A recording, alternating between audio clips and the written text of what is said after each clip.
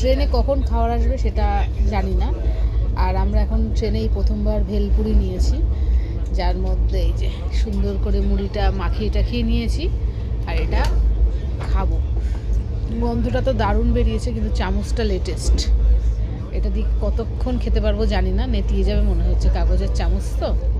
এই খেয়ে বলতে পারবো যে কীরকম হয়েছে। এই চামচ টামচ আমার দ্বারা হবে না, আমি এটাকে রেখে দিয়ে এভাবেই খাবো ডাইরেক্ট মুখে দিয়ে।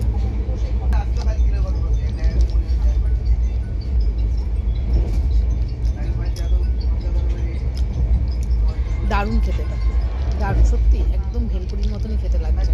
দামটা একটু বেশি নিয়েছে, 60 টাকা নিয়েছে, কিন্তু জিনিসটা খুব সুন্দর খেতে। একটা লিকুইড মশলা দিয়েছিল, যেটা মুড়ির মধ্যে সুন্দর করে মাখিয়ে নিয়েছি, যাতে একদম ভেলপুরির স্বাদ আসছে।